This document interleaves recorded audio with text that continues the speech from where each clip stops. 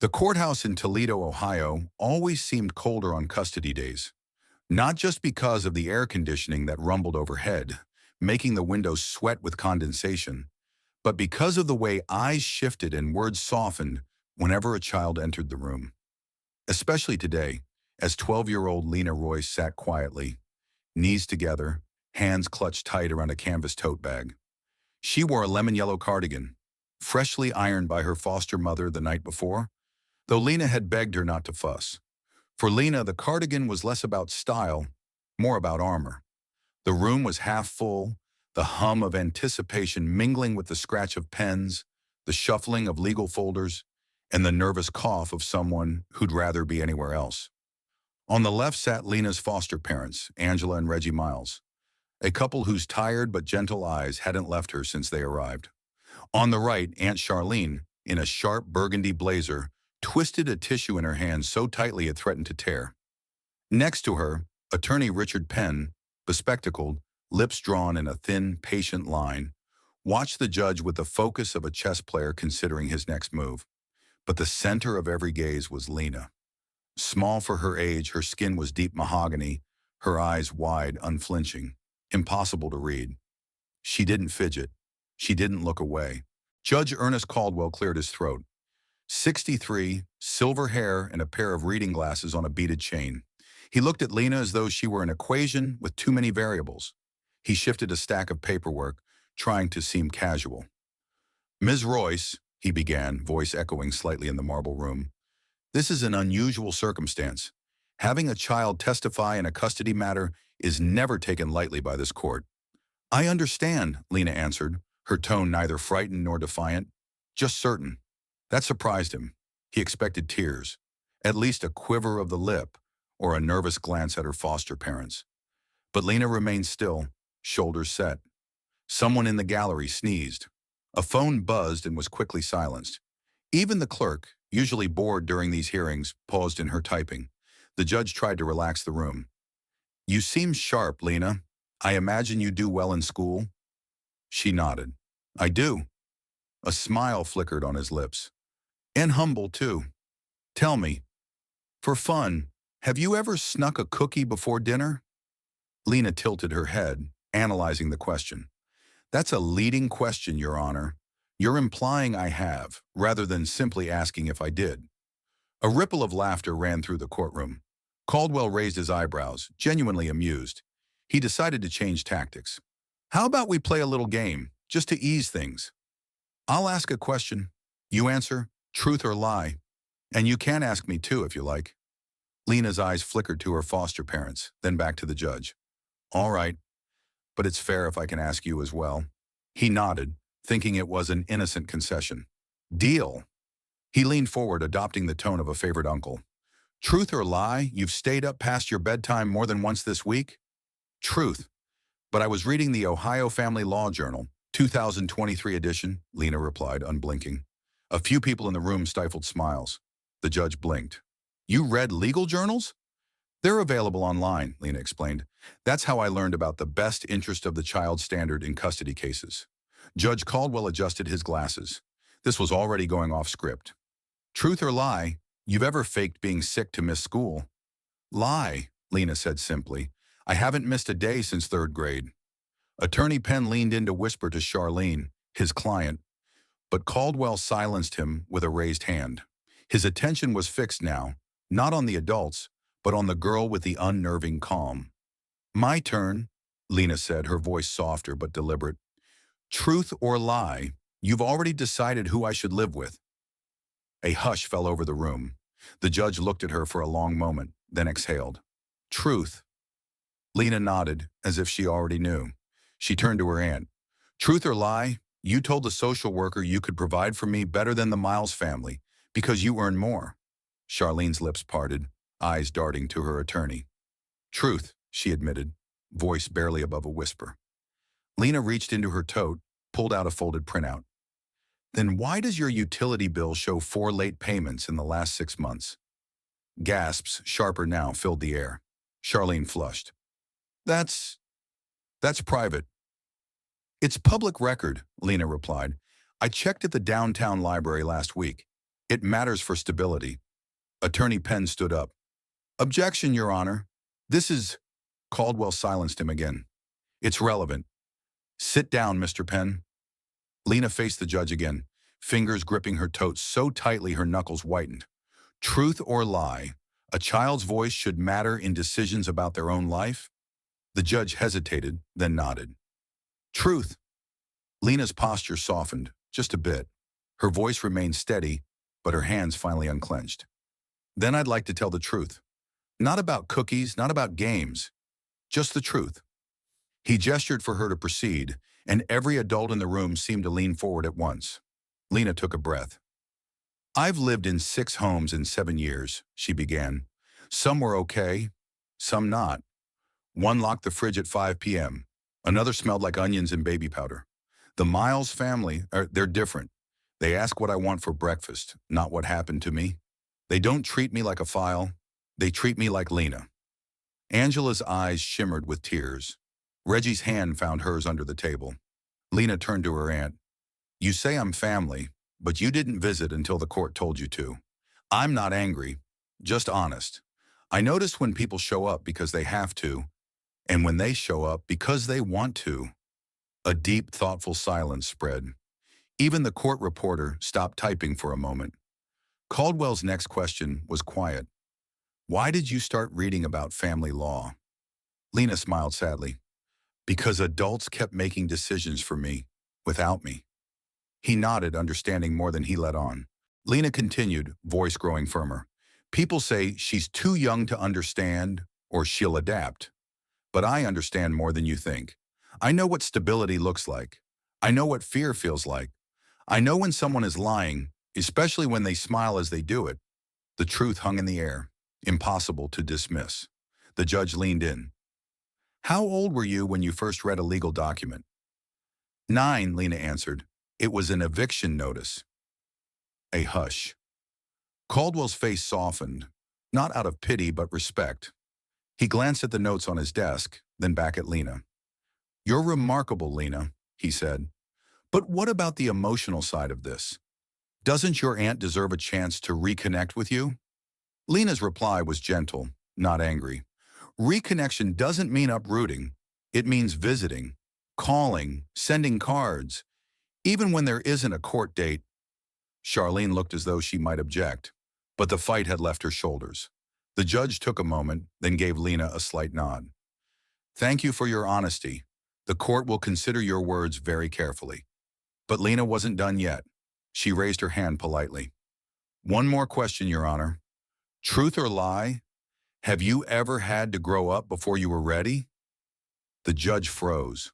For a split second, he was no longer a man in robes, but just another adult trying to do his best. He didn't answer in words, but his eyes said enough. Outside, sunlight crept across the courtroom floor. Lena sat very still, feeling every gaze upon her, but she didn't flinch. Not anymore.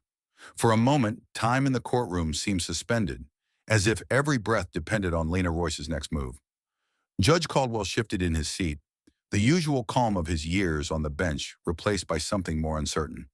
The entire room had been drawn into the gravity of Lena's voice, a child's voice but layered with a wisdom and steel that didn't belong to her age. It was the attorney, Richard Penn, who tried to break the spell first. Your Honor, perhaps it would be best if we... But Caldwell waved him off, never taking his eyes from Lena. Ms. Royce, you may continue. Is there anything else you'd like this court to know? Lena glanced at her tote bag, the well-loved canvas edges fraying at the seams. She took out a neatly folded sheaf of papers, some printouts, some in her own careful handwriting. I'd like to address something in the affidavit submitted by my aunt, Lena said. Her voice was steady, but the room picked up on the tension, as if the next revelation could tip the scales for good. Charlene's knuckles whitened around her tissue. Penn's jaw tensed. Lena continued, in your statement, Aunt Charlene, you said you have a 2-bedroom apartment suitable for me to have my own space. She laid a page on the witness stand, careful for the judge to see. But your lease agreement, which I obtained from the building manager, states you live in a 1-bedroom unit.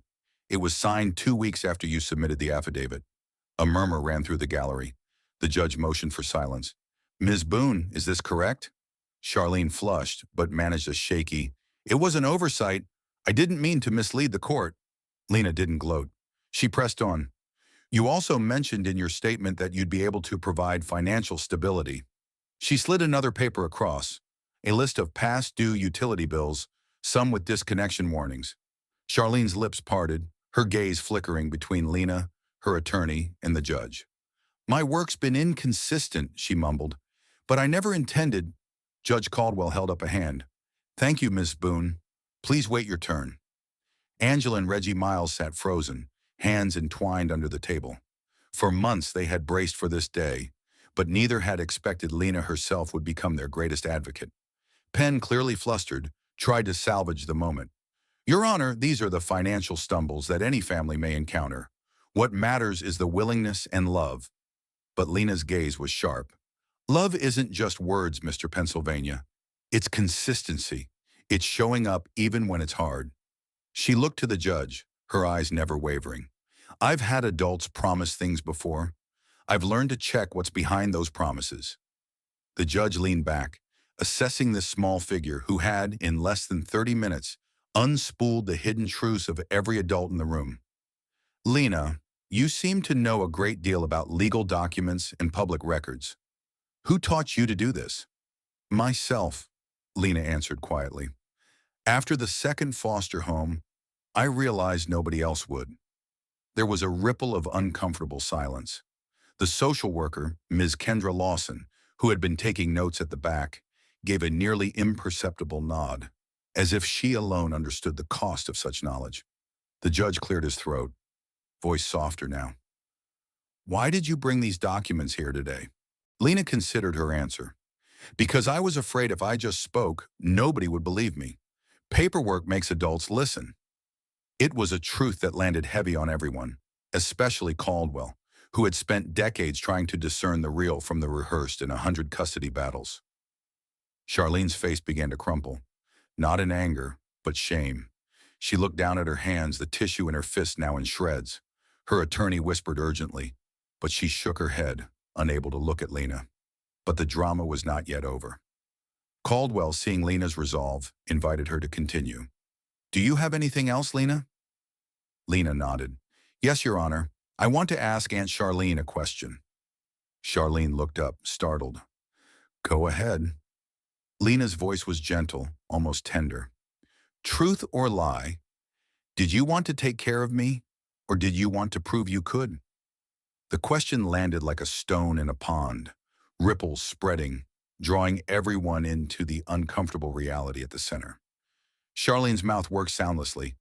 Finally, in a small voice, she answered, I wanted both.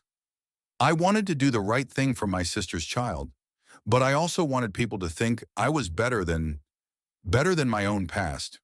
Lena nodded, not with victory, but understanding. "Thank you for telling the truth."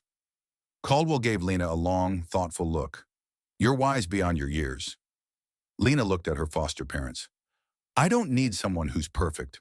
I need someone who sees me, not just the version that looks good on paper." Angela covered her mouth, tears streaming silently. Reggie squeezed Lena's shoulder, pride radiating from every line of his face. Judge Caldwell spoke again, his tone different now, softer, weightier. "Ms. Royce, I will need to review all of this new information. The court cannot rule today, but I want you to know you've been heard, in every way." Lena nodded, relief flooding her features, but the day wasn't quite finished. As the judge signaled the end of the hearing, Lena turned to her foster mother. "Do you think I was too harsh?" Angela shook her head, voice trembling. "No, baby. You were honest. That's all anyone can ask." But as they gathered their things, Charlene approached, hands shaking, eyes red. She knelt beside Lena, no longer the distant aunt in the blazer, just a woman trying to do right. "I'm sorry, Lena, for not coming sooner, for not being ready. I thought I had to prove something. But the truth is, I was scared. I wanted you to think I had it all together. I'm still figuring out who I am." Lena studied her, then offered a tiny, cautious smile. "You don't have to be perfect. You just have to be real." Charlene reached out, but didn't force a hug. "If the court lets you stay with the Miles, I'll visit, if you want me to. No courts, no orders. Just family. Lena considered this, then nodded. We'll see, but I'd like that. Outside, the sun had broken through the clouds, splashing gold across the courthouse steps. Lena, her tote bag now much lighter, paused at the exit. She looked back through the glass door, seeing the judge, the clerk, even her aunt, all frozen for a moment in the weight of her truth. Ms. Lawson, the social worker, caught up to her. You did something rare today, Lena. You made adults listen. Lena shrugged, a little smile at the corner of her lips. I just told the truth. That's all I've got. But even she could feel it. Something fundamental had shifted in that courtroom. For the first time in her 12 years, Lena didn't feel like a case to be solved, but a person who had been seen. And sometimes that was everything. The sun on her face as she stepped into the afternoon felt warmer than the cardigan she wore. And for the first time, Lena allowed herself to believe that maybe, just maybe, she had changed her story for good. 2 weeks passed. In the Miles' small, sun-warmed kitchen, Lena sat at the table, spinning a spoon in a mug of cocoa. Outside, Ohio's spring air was thick with the scent of rain and cut grass. She hadn't slept well, but it wasn't the old restless anxiety. It was something different. Hope, tangled with fear, the sense that the world might actually be shifting in her favor for once. Angela hovered near the stove, making breakfast she knew Lena loved, pancakes with blueberries, vanilla in the batter. Reggie, pretending to read the newspaper, kept peeking at the clock. It was a normal Saturday morning, except for the heavy envelope waiting on the table, the judge's letter inside, unopened. Lena ran her fingers over the Miles's name scrawled in her notebook, beside lists of favorite foods, tiny hand-drawn buses, and the word family, circled, underlined, starred. She thought of Aunt Charlene, of promises and paper trails, and of the judge's eyes, so stern, so tired, but in that final moment, somehow kind. Angela joined her at the table. Do you want to open it together? Lena nodded, her hand suddenly cold. Reggie sat down beside them, close enough for his warmth to seep through. Together, they slid a finger under the envelope's flap and unfolded the letter. Lena read silently, lips moving, eyes scanning every line twice. She barely breathed, and then she stopped. Her shoulders, rigid as stone, fell. It's over, she whispered. He granted guardianship to you, permanently. Angela clapped a hand to her mouth and began to cry. Loud, relieved, ugly, joyous tears. Reggie wrapped his arms around both of them, squeezing so tight Lena could barely breathe. But she didn't mind. For the first time in her life, she didn't want to run. She didn't have to pack a bag. She didn't have to wonder if someone would come for her in the night. She belonged. Lena's own tears surprised her. She'd spent years learning how not to cry, how to stay invisible and strong. But now the tears came anyway, long, shuddering, unstoppable. Angela rocked her gently. You're safe, baby. You're safe. We love you, no matter what. When Lena finally pulled away, she smiled, a full, blazing, toothy grin. Can we tell Aunt Charlene? Angela nodded, already reaching for her phone. Before Charlene arrived, Lena sat down and wrote something in her notebook. A list, as she'd always done. But this one was different. She wrote, 1, I am not a case. 2, I am not a test. 3, I am not a burden. 4, I am Lena Royce. 5, I am home. Charlene came later that afternoon, nervous, holding a brown paper bag of homemade bread. She hesitated in the doorway, her confident red blazer replaced by a faded jean jacket. She looked smaller somehow, her voice shaking as she asked, Can I come in? Angela smiled, genuine and kind, and said, Your family. Of course. In the Miles kitchen, Charlene broke down before the bread was even sliced. Lena, I know I failed you. I know I tried to make up for years of silence with the right words on paper, but I was just scared you wouldn't need me, and I guess you didn't. Lena shook her head, gentle but firm. I always needed family, but I needed honesty more. Maybe someday we can have both. Charlene wiped her tears, her voice finally steady. If you ever want to visit or just call, you can. No more courts, no more lawyers, just us. I'll never try to take you away again. I promise it was enough. Not perfect, but enough. As spring edged into summer, Lena began to believe in her new life. The foster care system no longer had its claws in her. She started collecting bus tickets again, filling a shoebox with places she could visit. Not to run away, but just to explore. And then, one bright afternoon, Lena was invited to speak at a community event organized by Miss Lawson, the social worker. She wore her yellow cardigan, her hair in braids, her tote bag over one shoulder. The room was full of teachers, foster parents, judges, social workers, adults who'd spent their careers making decisions for children like her. Standing at the microphone, Lena's heart pounded, but her voice was clear. Everyone always asks what's best for the child, she began, but most of the time, nobody actually asked the child. I was lucky. I got a chance to speak for myself, to show my truth. Not all kids get that chance. Some of them are still waiting for someone to listen. She paused, searching for the right words. Being young doesn't mean being ignorant. Sometimes it means being honest in ways adults can't remember. We don't need you to save us. We need you to see us and to fight with us, not just for us. Some people smiled. Some wept. Others looked away, ashamed. Ms. Lawson, eyes bright, squeezed Lena's hand after her speech. You just changed this city, little one. But there were still people in that room, and in the world, who would never see Lena as anything but a statistic. And that, perhaps, was the true injustice. After the event, Judge Caldwell himself came up to Lena, his posture more humble than before. You made me rethink what justice really means, he told her, and you reminded me, truth doesn't always come from the loudest person in the room. Sometimes it comes from the bravest. He handed her a handwritten note. Thank you for not letting the system break you, and for not letting us adults off easy. Later that week, Lena wrote a letter, one that would be passed around the county, photocopied and pinned to break room bulletin boards in offices all over Ohio. If you're a teacher, a social worker, a judge, or just an adult who deals with kids, please let us speak. Even if we sound angry, even if we sound scared, even if our voice shakes, it matters, we matter. And the truth? Sometimes the only thing we have is our story. Please listen before deciding who we are. For the first time, Lena didn't feel small when she handed over her truth. She felt enormous. She felt seen. The video of Lena's speech spread online, drawing outrage and hope in equal measure. People called her a hero. Others called her a rebel. But Lena didn't care about labels.